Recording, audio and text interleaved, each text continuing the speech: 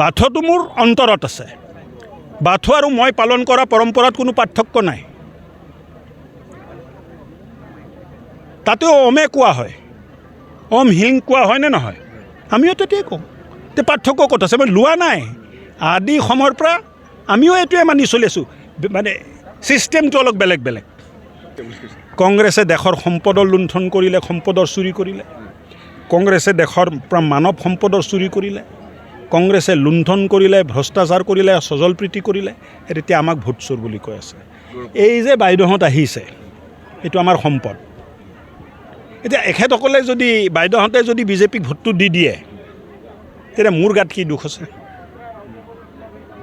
গৌৰৱ গগৈ ডাঙৰীয়া এটা কথা বুজিব লাগিব যে মানুহৰ অন্তৰ জয় কৰা যদি ভোট চুৰি হয়, তেতিয়াতো আমি ভোট চুৰি কৰোঁ, মানুহৰ অন্তৰ আমি জয় কৰোঁ, নিজৰ কামেৰে কৰোঁ, নিজৰ কৰ্মৰে কৰোঁ।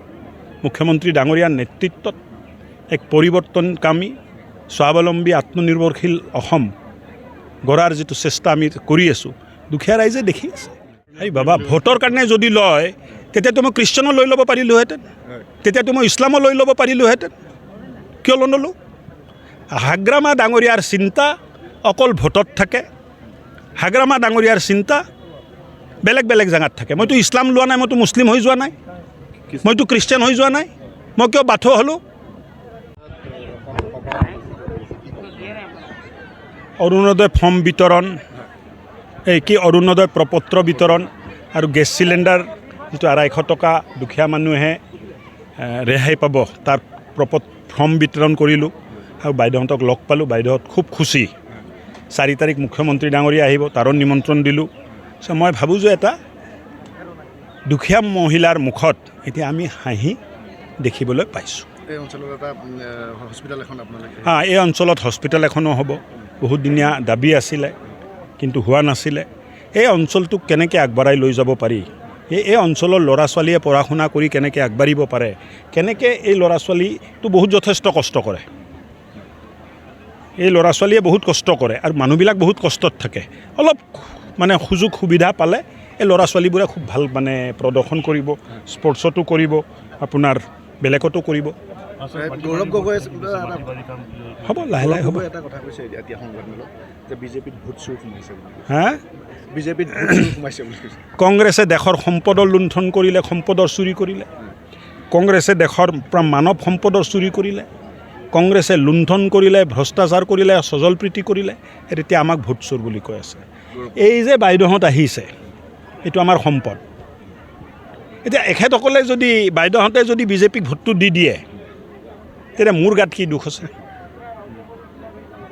গৌৰৱ গগৈ ডাঙৰীয়া এটা কথা বুজিব লাগিব যে মানুহৰ অন্তৰ জয় কৰা যদি ভোট চুৰি হয়, তেতিয়াতো আমি ভোট চুৰি কৰোঁ, মানুহৰ অন্তৰ আমি জয় কৰোঁ, নিজৰ কামেৰে কৰোঁ, নিজৰ কৰ্মৰে কৰোঁ।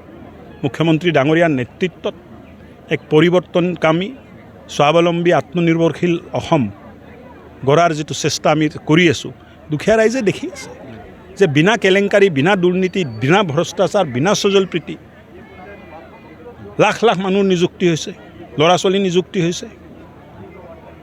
ৰাইজে এটা নতুন সপোন দেখিছে আৰু এই নতুন অসমত গৌৰৱ গগৈ ডাঙৰীয়াই বিভ্ৰান্তি সৃষ্টি কৰিব নোৱাৰে বুলি মই জানো।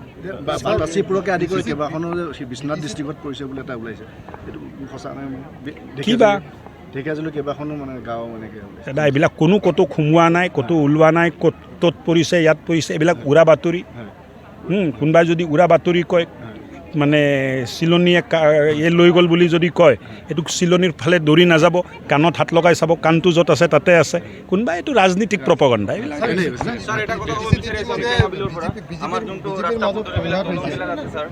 ৰ'বা, পাতি লওঁ কথাটো এবাৰ, তোৰ লগতো পাতি, প্ৰথমটো ইয়াত পাতি লওঁ।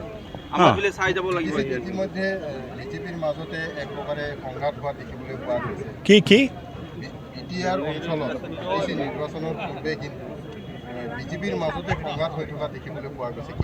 ইমান ডাঙৰ ঘৰ কিবা হৈছে মই নাজানো, কিন্তু হাগ্ৰামাই কৈছে স্যাৰ আপোনাৰ বৰৰ ভোট টানিবৰ কাৰণে বাৰুঠৰ মোড হৈছে বুলি আপোনাক কৈছে। ঠিক আছে না, লৈছোঁতো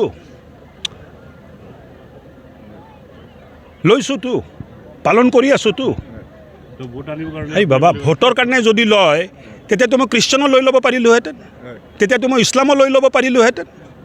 কিয় নল'লোঁ?